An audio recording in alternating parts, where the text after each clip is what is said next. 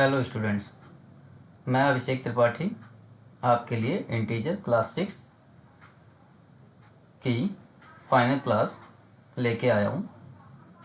लेकिन उससे पहले अगर आप लोगों ने हमारे चैनल को सब्सक्राइब नहीं किया है तो ये हमारे चैनल का लिंक है, इस पर जाके इसको सब्सक्राइब करें, लाइक करें एंड शेयर करें। अगर किसी और चीज़ के लिए डिटेल्स चाहिए तो आप इन नंबर्स पे हमसे कांटेक्ट कर सकते हैं। अब हम लोग अपना चैप्टर स्टार्ट करते हैं। इसमें हमारे पास पहला क्वेश्चन है, write down the pair of integers whose sum is -7। तो हम लोगों को कुछ ऐसे इंटीजर्स बताने हैं जिनका सम -7 हो। तो इसके लिए हम लोग ले लेते हैं -3 प्लस -4। अगर हम इसको सम करते हैं तो हमें -7 मिल जाएगा। कुछ इसी तरह के और भी हम लोग एग्जांपल्स ले सकते हैं।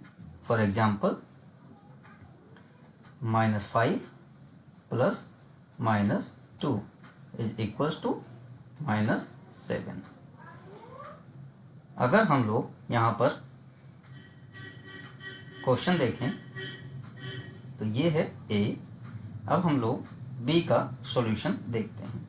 बी है डिफरेंस इज -7, मतलब हम लोग एक इंटीजर में से दूसरे को अगर हम लोग सब्ट्रैक्ट करें तो उसका आंसर -5 आना चाहिए। तो उसके लिए हम लोग एक एग्जांपल लेते हैं। इसमें हमने ले लिया -10 -5।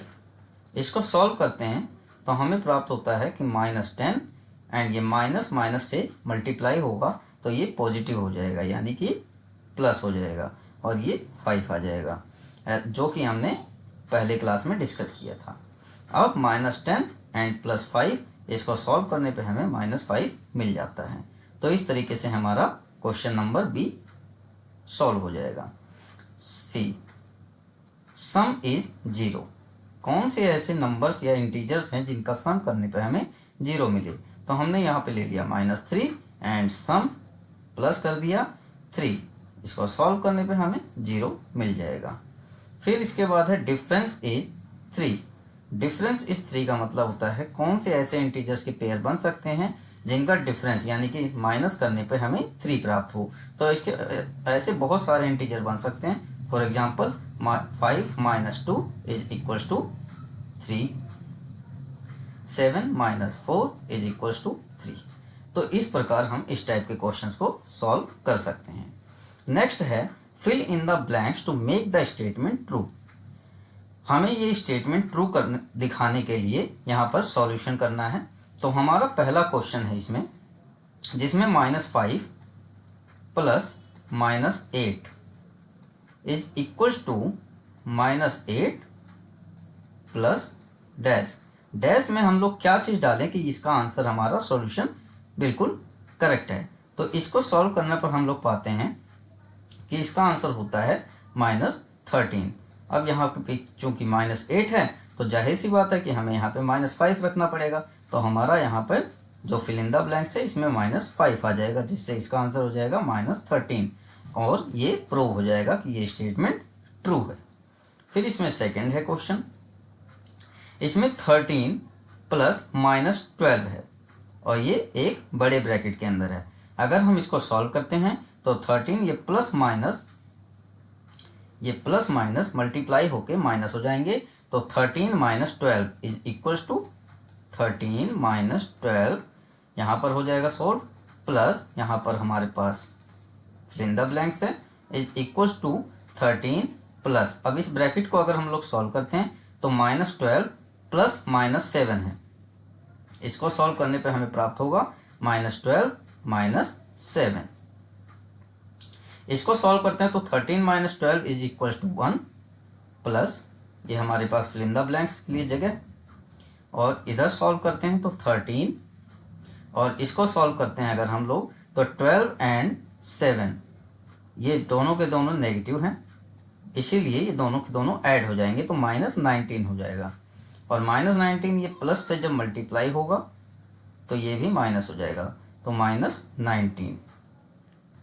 सॉल्व करते हैं तो 13 माइनस 19, एक पॉजिटिव है एक नेगेटिव है, इसलिए लार्जेस्ट नंबर में से स्मॉलेस्ट नंबर डिडक्ट हो जाएगा, तो ये आ जाएगा -6। अब चूंकि हम लोग को ऐसे नंबर्स की जरूरत है जिसमें 1 को जोड़ने पे -6 आ जाए, तो वो नंबर होगा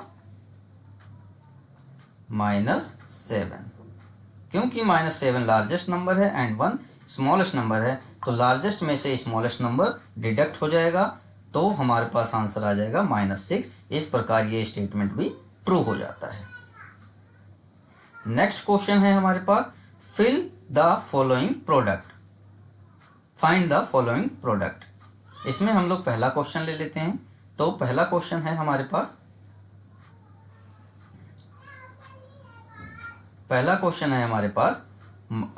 question number A, -21 multiply by -30।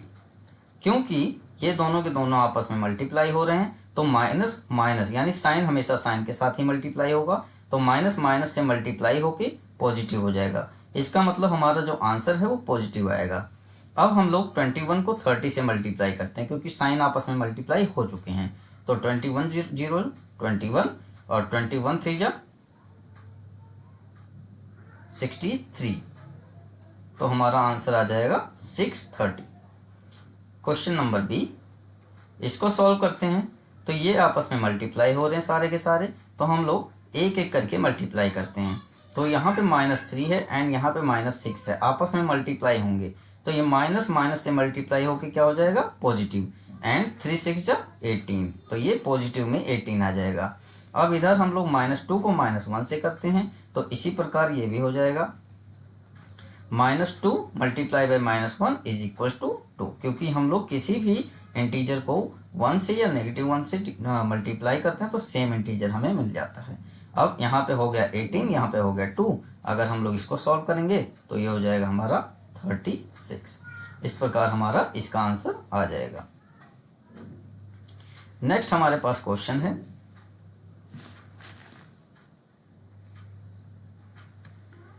Verify the following statement. हमें ये वेरीफाई करना है कि ये left hand side is equals to right hand side. तो हम लोग सबसे पहले लेफ्ट हैंड साइड को सॉल्व करेंगे।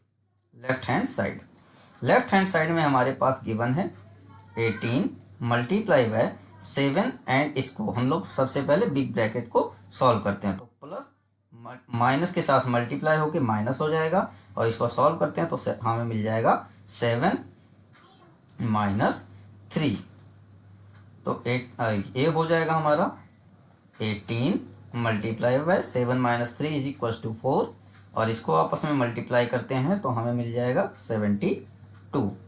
फिर हम लोग RHS यानी कि राइट हैंड साइड को सॉल्व करेंगे, यानी कि ये वाला साइड। इसमें हम लोग साफ साफ देख पा रहे हैं कि 18 7 से मल्टीप्लाई हो रहा है। अगर हम इसको मल्टीप्लाई करते हैं तो हमें मिल जाएगा 126 एंड प्लस का साइन है बीच में प्लस का साइन ले लेते हैं, और यहाँ पर हमें गिवन है 18 मल्टीप्लाई बाय -3। तो नेगेटिव साइन को हम लोग एक बार भूल जाते हैं, पहले हम लोग होल नंबर को मल्टीप्लाई कर देते हैं। तो 18 को 3 से मल्टीप्लाई करेंगे तो हमें मिलेगा 54। चूंकि एक नंबर नेगेटिव है इसलिए यहाँ पर नेगेटिव का साइन आएगा मल्टीप्लाई होने के बाद। अब हम लोग अगर 126 और ये प्लस माइनस से मल्टीप्लाई होकर माइनस हो जाएगा 54, अगर हम लोग ये करते हैं तो हमें मिल जाएगा 72। तो इस प्रकार से ये प्रूव हो जाता है कि left hand side is equal to right hand side. Next question है, determine the integer whose product with -1 is -12। तो एक आंसर हमारा हो जाएगा, जैसा कि हमने पहले भी सीखा है कि किसी भी नंबर को, किसी भी इंटीजर को 1 से मल्टीप्लाई करते हैं तो सेम इंटीजर आ जाता है। चूंकि यहाँ पे -1 है तो हम लोग अगर 22 को मल्टीप्लाई करते हैं -1 से तो हमारा आंसर -22 आएगा। इसलिए हमारे पहले क्वेश्चन का आंसर होगा +22। अब हम लोग क्वेश्चन नंबर बी करते हैं। क्वेश्चन नंबर बी कहता है कि किस नंबर को हम लोग -1 से, किस इंटीजर को हम लोग -1 से मल्टीप्लाई करें कि 12 आ जाए, क्योंकि हमें पता है कि 12 लाने के लिए 1 से अगर मल्टीप्लाई करते हैं तो ही 12 आएगा। लेकिन अब यहाँ पे पॉजिटिव 12 है, इसलिए हमें -12 को मल्टीप्लाई करना पड़ेगा -1 से, तब हमें जाकर 12 प्राप्त होगा। तो इसका आंसर हो जाएगा कि हम लोगों को -12 से मल्टीप्लाई करना होगा -1 से, जिससे हमें 12 मिलेगा। नेक्स्ट हमारा क्वेश्चन है इवेल्युएट द फॉलोइंग। इवेल्युएट का मतलब सॉल्व करना। अब यहाँ पर हम लोग पहले क्वेश्चन नंबर ए ले लेते हैं। -36 डिवाइड बाय -9। यहाँ पर -36 हमने लिखा और डिवाइड करते हैं -9 से, तो नेगेटिव से नेगेटिव साइन तो खत्म हो गया। 9 1 जा 9, 9 4 जा 36, तो हमारा आंसर क्या आ जाएगा 4। क्वेश्चन नंबर बी, इसमें है कि 13 को डिवाइड करना है इससे -2 + 1। अगर हम इस बिग ब्रैकेट को सॉल्व करते हैं तो -2 + 1 हमें इसको सॉल्व करना पड़ेगा। तो -2 क्योंकि लार्जेस्ट नंबर है एंड 1 स्मॉलेस्ट है, तो लार्जेस्ट में से स्मॉलेस्ट डिडक्ट हो जाएगा या सब्ट्रैक्ट हो जाएगा और साइन लार्जेस्ट नंबर का आएगा। तो -2 में से 1 जाएगा तो हमारे पास आएगा -1। अगर हम इसको सॉल्व करेंगे तो हमारा आंसर -13 आएगा, क्योंकि किसी भी इंटीजर को अगर हम लोग 1 से डिवाइड करते हैं तो सेम इंटीजर हमें वापस मिल जाता है। तो हमारा इसका आंसर हो जाएगा -13। That will be answer. इससे नेक्स्ट क्वेश्चन है हमारे पास, verify that a divide by b + c is not equal to a divide by b + a divide by c। हम इसको सॉल्व करते हैं तो हमें यहाँ पर a, b एंड c की वैल्यू गिवन है। अब हम लोग इस क्वेश्चन को इस प्रकार से कर सकते हैं कि a की जगह पे हम लोग पुट करते हैं 12 divide by b + c। b की जगह पे हमने रख दिया -4 एंड c की जगह पे हमने रख दिया 2। इसको सॉल्व करके हम लोगों को मिलता है कि 12 डिवाइड बाय -4 लार्जेस्ट नंबर है एंड ये स्मॉलेस्ट नंबर है, और इन दोनों के बीच में नेगेटिव या प्लस का साइन हो तो हम लोग इसी प्रकार से करेंगे। तो 4 - 2 = 2 एंड साइन आएगा नेगेटिव, क्योंकि ये लार्जेस्ट नंबर है। तो 2 1 जा 2 एंड 2 6 जा 12, तो हमारा आंसर आ जाएगा -6। अब हम लोग इस स्टेटमेंट को सॉल्व करके देखते हैं कि आंसर क्या आता है। तो a divide by b, a की जगह पे है हमारे पास 12 और इसको हमें b से डिवाइड करना है, तो b की जगह पे है हमारे पास -4, तो ये किया हमने, तो ये आपका आंसर आया -3। और इसी जगह पे हम लोग a को डिवाइड करते हैं c से। a हमारे पास है 12 एंड c हमारे पास है 2, तो 2 1 जा 2, 2 6 जा 12। अब ये हमारे पास आंसर आया -3 एंड ये 6, तो -3 एंड ये बीच में जो ये प्लस का साइन था, ये प्लस का सिंबल था, मतलब हमें इसको जोड़ना है।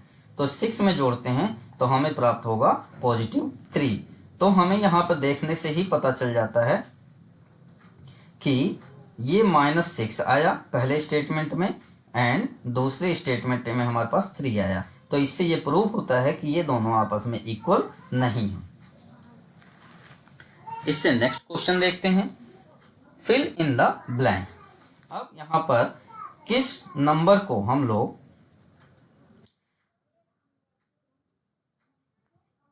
किस नंबर से हम 369 को डिवाइड करें कि 369 आए।